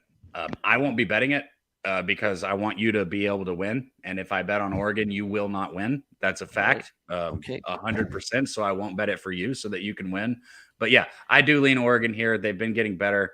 But God, for the past 2 years, every time I start getting into Oregon, they kick me right in the nuts. And that's what drives me crazy. They've been one of the most inconsistent and unpredictable teams in the nation for most of this season. And I considered them the same thing last season. But like you said, they've been playing extremely well of late. I think they're the better team than Stanford. I think you got a good side. I'm off. All right, there we go. That's the marquee games. All right, so we'll do best bets in a few minutes. And before we do that, though, we'll go around the horn. Games that we have not discussed yet that you like, that you've bet, that you want to talk about. Connor, Mac, we'll start with you. All the games we haven't talked about, any of them that you like, that you've bet, what do you like? Go ahead, Cab. I got shit going on here at the. I got you. All right, Kat, go ahead. So I know we're going to go over best bets, and I'm going to try my best to tone it down to at least 3 because it's called best bet, not best bets, and I give out like 3 or 4. So what I'll do really quick is just recap all 7 that I gave out, if that's okay.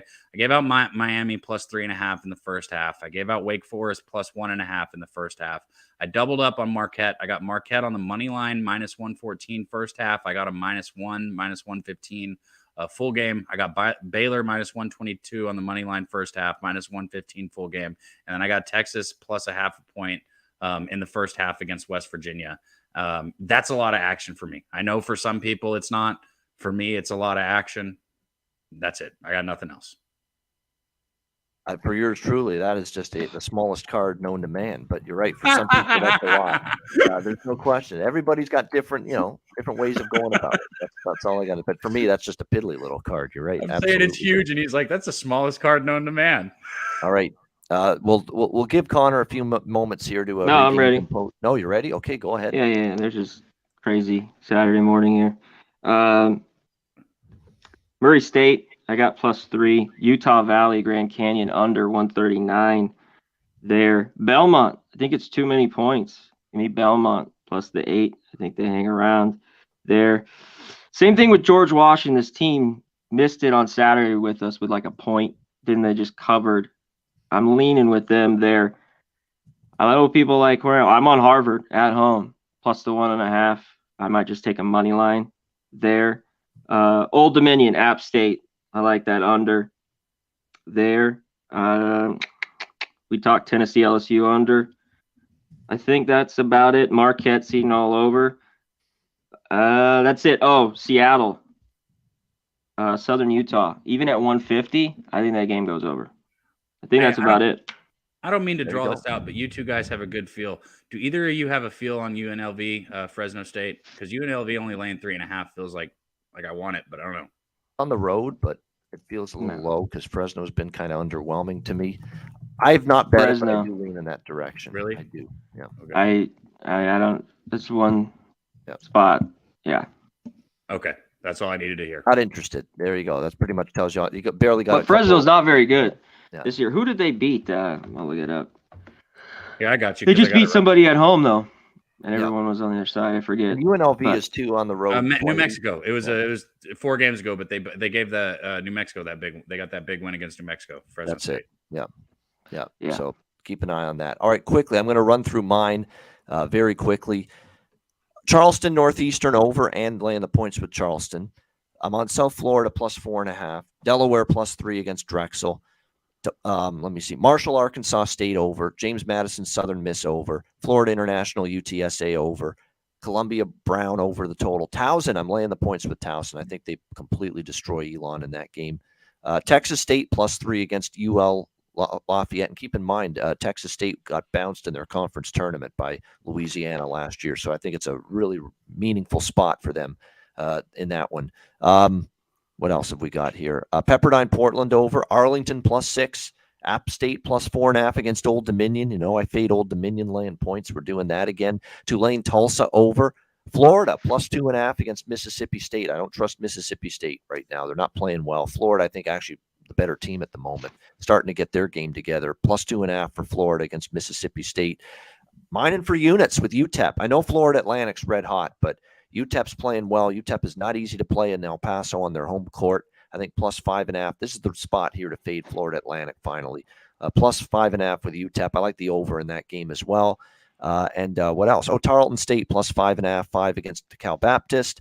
And then on the added board, I'm on Upstate plus 7 against Asheville. High Point plus 7 against Radford. American and Colgate, I like the over a little bit there. Eastern Kentucky, Austin P, I'm on the over there. Norfolk State, Coppin State, another over. Queens, Jacksonville, another over there. And Bellarmine plus 7 against Lipscomb. I like that as well. There you go. That's it. I got a couple. I'm on the extra board, just Upstate, and I'm looking at Presbyterian Blue Hose at home getting 8.5. I haven't bet that, but I'm looking at it. There you go. It's like that old, remember Uptown Funk, Bruno Mars? Upstate, fuck you up. Upstate, fuck you up. That's what we hope they do today against in their game. Yeah, Upstate, get the job done there. Thinking that one. Yeah. Oh, you did it again with your mic there, Cab. Shit. Why doesn't it sound as cool when I say fuck as it does when you do? Yeah, I don't know. Maybe because I say it too much. It's supposed to always sound cool. Doesn't matter who you say. I don't know. When you say it, it just sounds so much better. Maybe I just use it too much. Well, you never know, but no, definitely. Maybe it's the voice. I don't know. Maybe it's the voice. All right, we got to roll. We got to get the hell out of here because it's 10 to 12. All right, best bets coming up. Thanks to everyone for joining us. By the way, hit the like button. We appreciate it very much. We'll wrap things up with best bets in just a second, right after we hear from Manscaped and Southtown 101.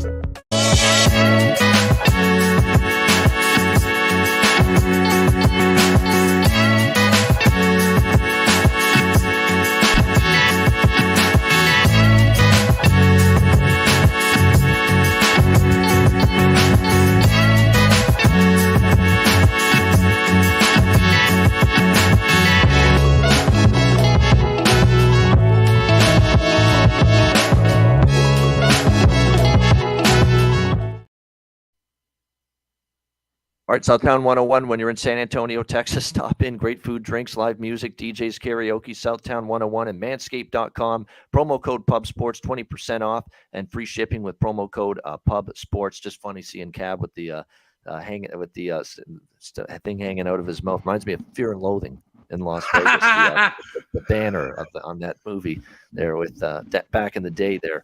That was a great movie from way back in the 90s. I think that movie came out. That's what it reminded me of. All right, best bets here to wrap it up. Cab, we'll start with you. What do you like for best bets? Actually, all right, I got you. So I got to tone it down to 3. Yeah. And we got to, I hate the idea of best bets, but you know what? On this show, since we started, 12-5 or 12-4. So let's see if I can keep this rolling for us, guys. I'm going to go with Marquette first half on the money line, -114. I'm going to go with Baylor full game on the money line, -115. And I'm going to go with Texas plus a half a point against West Virginia in the first half. Those are my 3. There you go. How about that? Trifecta of best bets there for Cab on this Saturday edition of the College Basketball Pub Hub. All right, Conor Mack, best bets. Because I bet this App State, Old Dominion under 131, Tennessee LSU under 131, Santa Clara plus 12, and last, I'm rolling the dice here, Ohio State -3. All right, there we go. I like it. Best bets there for Conor Mack. My best bet, we're going to go to a big game, a really big game for best bet. TCU Horned Frogs plus 7.5 against Kansas. I think it's a tight game. I think it's a close game. I think they match up well. I think Kansas, too, a lot of energy drained after the tough loss against Kansas State, and TCU in a bounce-back spot. And I think they've got this game circled. And I think for Kansas, we actually look at them as home favorites lately. They have been struggling a little bit against the number. I think we've got a close game, competitive game, getting a solid, healthy number here with the Horned Frogs. Let's go TCU plus 7.5 against Kansas for my best bet. That'll wrap it up for this edition of the College Basketball Pub Hub Show. Thanks to everyone in the chat for joining us. Hit the like button on the way out. We appreciate it very much. And again, we'll be back next Saturday, same time, 10 a.m. Eastern, 7 a.m. Pacific, another edition of the College Basketball Pub Hub Show. For Conor Mack, for Daby Cab, I'm Ian Cameron. Have a great Saturday. Enjoy the game. Check us out later. Yeah. NFL hit it. Yep, 2:30 p.m. Eastern. Jimmy the Bag hosting. We'll get you ready for the NFL divisional playoff games, NFL, UFC tonight as well. It'll be a live stream, so lots going on. Pub Sports Radio. Become a member, $4.99 a month, so make sure you get on that. Have a good Saturday, everybody. Enjoy the games and good luck. We'll see you again next Saturday for the Pub Hub College Basketball Edition right here on Pub Sports Radio.